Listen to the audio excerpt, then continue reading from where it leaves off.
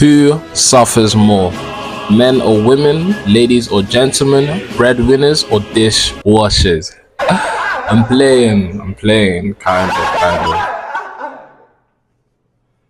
Sometimes I feel like men and women beef over everything. Like, I mean everything. Over memes, over struggles, and anything that could be argued about, really. Like, a guy on the internet would be like, he gets no girls and it's hard to talk to women. And he would be sad about it.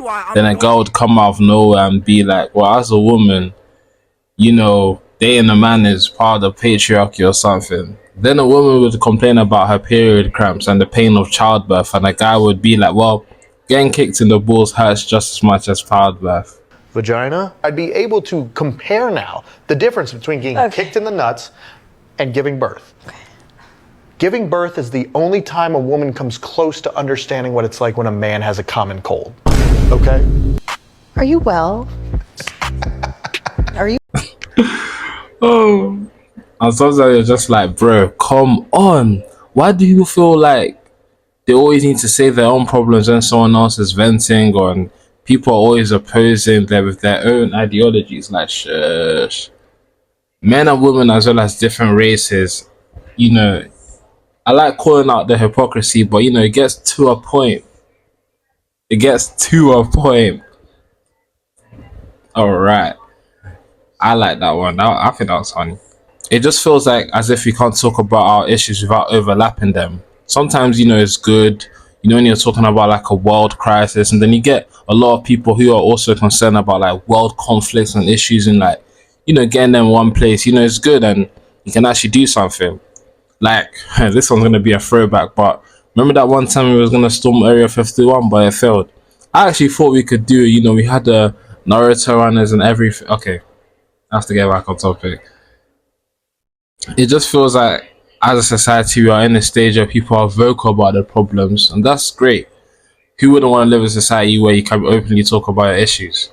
But it's just a thing that I think that nowadays it cannot be done without people bringing their own problems to the forefront. Take Charlie Kirk, for example. From my understanding, this guy, you know, he's a right-wing activist kind of person. I don't know if that's the right term. But anyways, he loves to debate left-wing ideologies, and he likes to put his own right-wing ideologies on the forefront too. And I won't lie, it's good in my opinion to hear about different ideologies and, you know, beliefs that contrast your own, especially politically, except for these Save Europe people and these Nazis and radical feminists. You know, those people, they just really piss me off, you know. Okay. But it just feels as if people like Charlie, it just comes across as, hey, listen, white people are going through this and black people have affirmative action, that and whatnot, and it just seems a bit like void and weird. There is this idea that white people have become second-class citizens in America as well as the UK, but that, you know, way of thinking is small, but it's still present. You know, it's potentially interesting and it's a low-key dangerous topic. You know, why do so many white people feel as if they're being left behind in their country? While this topic isn't black and white like all things, see what I did there? In my head, it's better to talk about something to understand and grow. However, this doesn't excuse blatant racism and abuse just because you feel a certain way. You know, that is a right. But back to Charlie. I've watched a couple of his debates, some on my feed and other I've actually Googled just to see what this dude is about. At times he brought up interesting statistics that I had no idea about, but it just felt like he wanted to get a one up on you instead of actually attacking the issue on heart and trying to better society. Black Americans are about 13 to 14% of the population. Yes, about half of all prisoners are black. Exactly. So blacks commit more crimes than whites do. They commit more murders, they commit more arsons, they commit more kidnappings. For example, blacks are 13% of the population and they commit 58% of all the murders. Okay, let's talk about it. These are obviously racist claims, but I will respond to them as if Charlie Kirk were a reasonable person. Black Americans are about 13 to 14% of the population. Yes, about half of all prisoners are black. Wrong. Just 38% of America's prison population is black. That's according to the US government. But it makes you wonder why Charlie feels the need to add an additional 12% to the black prison population. Could it be because his bigoted talking points only work if he exaggerates them? If Charlie were actually looking for the race that makes up half the prison population in the US, he'd look no further than white people at 57%. Exactly.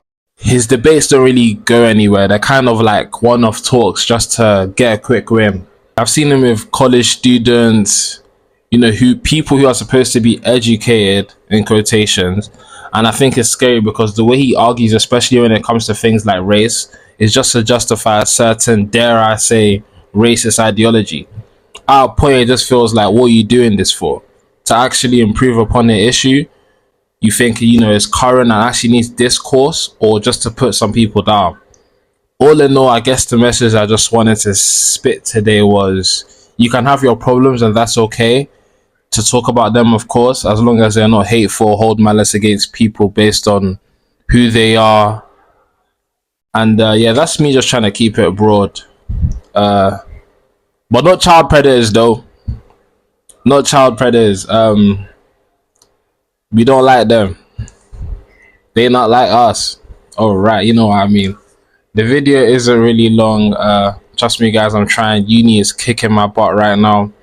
I speak as if I have fans. It's just gonna be like 50 people watch. Anyways, I hope to make some more videos in December because, you know, I'll have a little bit more free time. Maybe at least a couple. But, you know, like always, let's have a conversation below. You know, let's talk about why I send this video. And yeah, thanks for watching.